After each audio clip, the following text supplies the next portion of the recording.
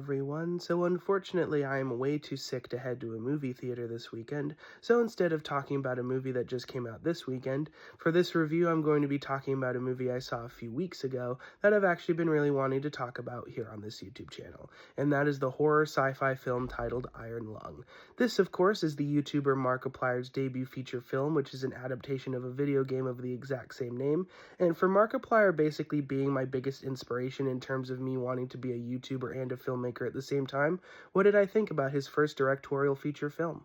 For starters, you can absolutely tell that there is so much damn passion poured into every single little frame of this entire movie.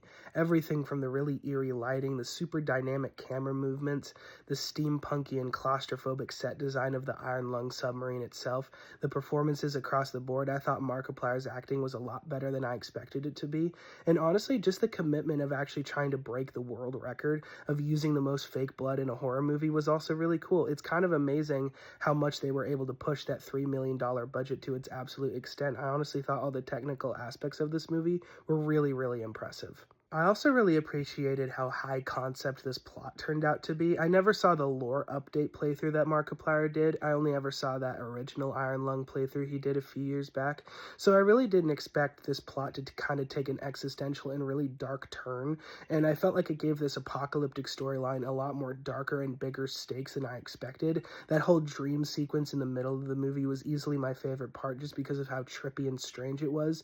And even though it kind of didn't fully work for me, I really appreciate the balls to make a completely faithful adaptation of the game, even if sometimes the choices to make it a super faithful adaptation of the game do kind of kill the pacing in the long run.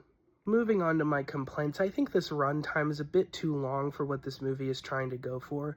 If they shaved this 2-hour and 5-minute runtime to a brief 90 minutes to an hour and 45, I think a lot of the emotional impact and the creepier moments would have hit a lot harder. Again, like I previously mentioned, as much as I appreciate the ambition of making the most faithful adaptation of a video game that Markiplier could possibly make, I think a lot of the slower moments definitely make this pacing feel not fully tedious, but definitely a lot slower, especially given the fact that those slower moments hit a lot harder when you're actually playing the game.